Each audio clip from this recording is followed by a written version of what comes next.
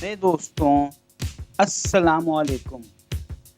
मेरा नाम तारिक नसीर है और इस वक्त आप मुलाहिज़ा फरमा रहे हैं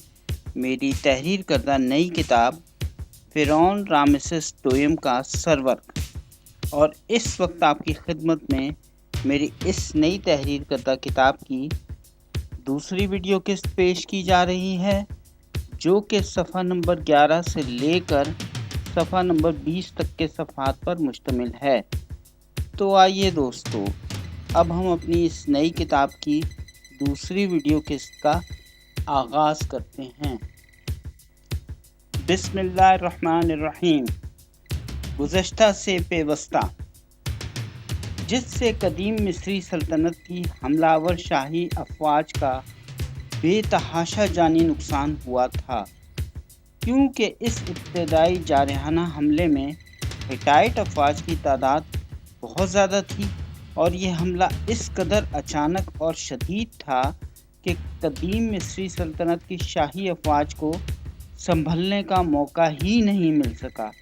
और वो इस ज़ोरदार हमले में हिटाइट अफवाज ने कदीम मिस्री शाही अफवाज की वो रथ गाड़ियाँ भी तोड़ दी थीं जिन पर कदीम मिस्री सल्तनत की शाही अफवाज को बेहद नाज था। इसके बाद हिटाइट अफवाज ने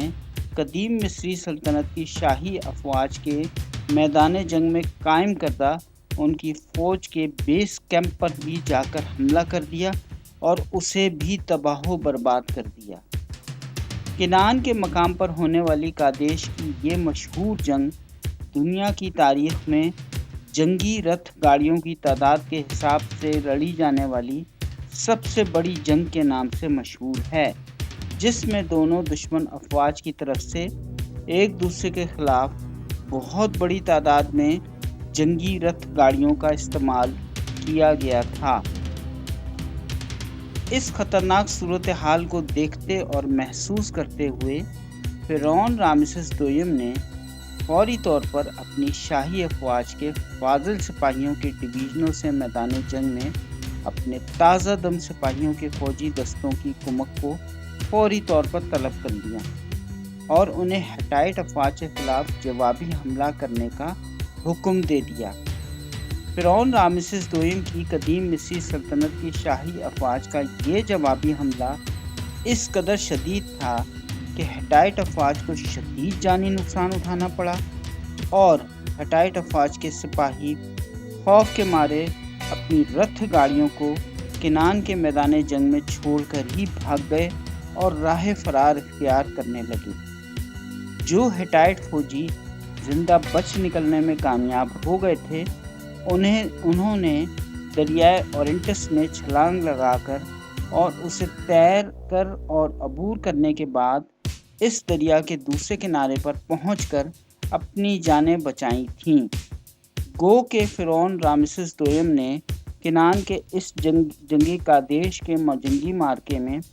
फ़तह हासिल कर ली थी और उसकी अफवाज ने हिटाइट अफवाज का बेपनाह जानी नुकसान भी किया था और उन्हें मैदान जंग से राह फरार इख्तियार करने पर मजबूर कर दिया था। लेकिन अब फ़िरौन रामेसेस दोयम के पास भी मैदान जंग में सामान रसद की किल्लत वाक़ होना शुरू हो गई थी। इसलिए फ़िरौन रामेसेस दोयम को भी मजबूरन मैदान जंग को छोड़ना एक मजबूरी बन गया था। इस दौरान हिटाइट अफवाज मैदान जंग से बाहर खड़ी होकर इस बात की मुंतज़िर रहीं कि कब कदीम मिस्री शाही अफवाज मैदान जंग से राह फरार इख्तियार करती हैं। कदीम मिस्री शाही अफवाज के किनान के मैदान जंग से वापस जाने के बाद बिला आखिर फतह हिटाइट अफवाज के हिस्से ही में आई। इस शानदार कामयाबी से हिटाइट अफवाज के हौसले और भी ज़्यादा बुलंद हो गए थे और उन्होंने कदीम शाम के शहर दमिश्क के कुछ हिस्सों को, जो बदस्तूर कदीम मिस्री शाही अफवाज के ज़ेर तसल्लुत रह गए थे, उन्हें भी कदीम मिस्री शाही अफवाज से के कब्ज़े से आज़ाद करवा लिया था। तीसरी शामी जंगी मुहिम। कादेश की दूसरी जंग में कामयाबी के बाद अब हिटाइट अफवाज का شام کے تمام علاقوں پر مکمل غلبہ چھا گیا تھا، جو کہ فرعون رامسس دوئم کو کسی بھی صورت گوارا نہیں تھا۔ چنانچہ اپریل سے مئی سن 1272 قبل مسیح میں فرعون رامسس دوئم نے قدیم شام پر دوبارہ اپنی بھرپور تیاری کے ساتھ چڑھائی شروع کر دی، اور اس دفعہ صورتحال یکسر مختلف ہو گئی تھی، کیونکہ فرعون رامسس دوئم نے اس دفعہ اپنی افواج کو 2 حصوں میں تقسیم کر کے حملہ کیا تھا، جس میں اس کی فوج کے ایک حصے کی قیادت وہ خود کر رہا تھا، جبکہ اس کی فوج کے دوسرے حصے کی قیادت اس کا سب سے بڑا بیٹا آمون ہر کھپشوف کر رہا تھا۔ آمون ہر کھپشوف نے اس جنگ میں شریک شاسو جنگجو قبیلے کا صحرائے نیگیو تک پیچھا کیا تھا، جو کہ جنوبی اسرائیل میں واقع ہے، اور آخرکار وہ شاسو قبیلے کا پیچھا کرتے ہوئے بحر مردار تک پہنچ گیا تھا، جہاں پر پہنچ کر اس نے ماؤنٹ سیر کو بھی فتح کر لیا۔ آمون ہر کھپشیف نے اس کے بعد موآب کو بھی فتح کرنے کی بھی راہ لی، جو کہ اب موجودہ اردن میں واقع ہے۔ جبکہ فرعون رامسس دوئم کی افواج نے بیت المقدس اور جیریکو پہ بھی چڑھائی کر دی اور انہیں بھی فتح کر لیا۔ اس کے بعد فرعون رامسس دوئم بھی موآب پہنچ گیا، جہاں پہنچ کر اس نے اپنے بیٹے آمون ہر کھپشیف کے ساتھ مل کر ہیسبون، دمشق اور کمیدی پر حملہ کر دیا، اور اس کے ساتھ ہی دمشق کے گرد ایک بہت بڑی خالی قطع اراضی جس کا نام اوپو تھا، اس پر بھی قبضہ کر لیا، اور اس طرح فرعون رامسس دوئم نے دمشق پر اپنا قبضہ مکمل کرنے کا خواب پورا کر لیا۔ سن 1271 قبل مسیح میں فرعون رامسس دوئم کی قدیم مصری شاہی افواج نہر الکلب یعنی ڈاگ ریور کو پار کرنے کے بعد سابقہ ہٹائٹ ریاست امورو میں داخل ہو گئی، اور اس کے بعد فرعون رامسس دوئم کی افواج مارچ کرتے ہوئے امورو کے شہر ٹیونک کے ہٹائٹ قلعے داپور تک جا پہنچی۔ وہاں پہنچ کر فرعون رامسس دوئم کی قدیم مصری شاہی افواج نے داپور کے اس قلعے کا بھی گھیراؤ کر لیا، اور اسے فتح کرنے کے بعد وہاں پر فرعون رامسس دوئم کا ایک مجسمہ نصب کر دیا گیا۔ ٹیونک قادیش سے بہت آگے کا ایک مقام تھا، جو کہ مغربی شام میں واقع دریائے اورنٹس کے کنارے پر واقع ایک شہر تھا۔ قابل ذکر اور دلچسپ بات یہ ہے کہ ٹیونک کے اس مقام پر گزشتہ 120 سالوں سے قدیم مصری سلطنت کے سابقہ بادشاہ فرعون تھٹموس سوئم کے دور حکومت کے بعد سے قدیم مصری سلطنت کی شاہی افواج میں سے کسی بھی سپاہی کے قدم اس مقام تک نہیں پہنچے تھے، اور یہ کارنامہ فرعون رامسس دوئم نے ہی سر انجام دیا تھا۔ سن 1272 قبل مسیح میں اپنی دشمن ہٹائٹ ریاست کے خلاف قادیش کی جنگوں سے فارغ ہونے کے بعد فرعون رامسس دوئم اپنی قدیم مصری سلطنت کے شہر ہیلیوپولس میں واپس آ گیا، لیکن فرعون رامسس دوئم کی قدیم مصری سلطنت کے شمال میں ہونے والی ان تمام جنگوں کی کامیابیاں عارضی ثابت ہوئیں۔ سن 1269 قبل مسیح میں فرعون رامسس دوئم نے کنعان میں ہونے والی قادیش کی جنگوں سے اپنے اقتدار کو پائیداری فراہم کرنے کے بعد اپنے 6 بیٹوں کے ہمراہ دوبارہ سے قدیم مصری سلطنت کی شمالی سرحدوں کی طرف کی جنگی مہمات کا ایک سفر شروع کیا۔ اس مرتبہ اس کی منزل امورو اور قادیش کے درمیان بہنے والے نہر الکلب یعنی ڈاگ ریور، جو کہ لبنان کے شہر بیروت سے بہہ کر گزرتا ہے، ایک باریک زمینی پٹی کو پار کرنے کے بعد دوبارہ سے وہی داپور کا قلعہ ہی تھا۔ یہاں پر فرعون رامسس دوئم کی فوج کی ہٹائٹ فوج سے ایک مختصر لڑائی ہوئی۔ دلچسپ بات یہ ہے کہ فرعون رامسس دوئم نے اس لڑائی میں اپنی زرع بختر یعنی کورسلیٹ بھی نہیں پہنی تھی۔ اس مختصر سی لڑائی میں فرعون رامسس دوم نے داپور کے ملحقہ قصبوں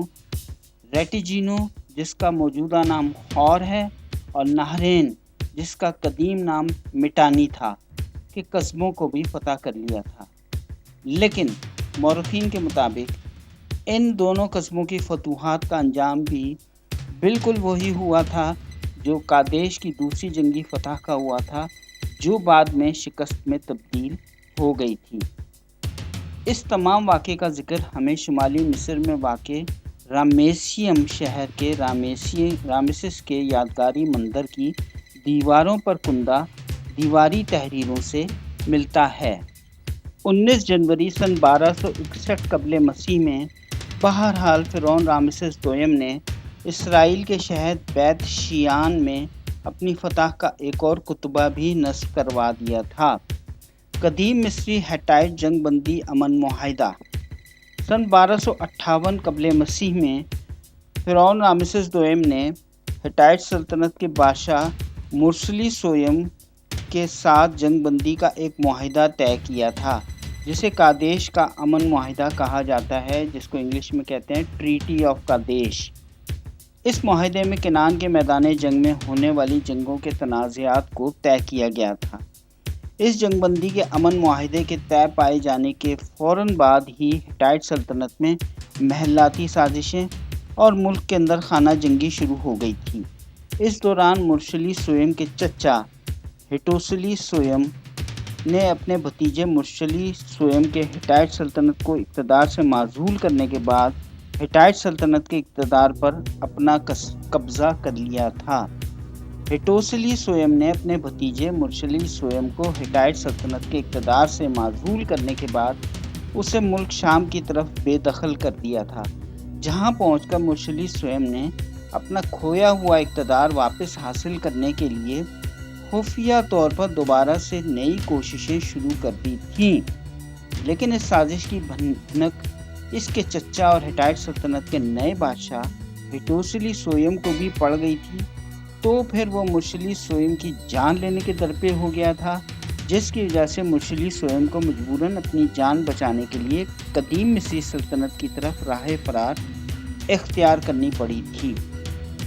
جب ہٹوسلی سویم کو اپنے معزول بھتیجے مرشلی سویم کی قدیم مصری سلطنت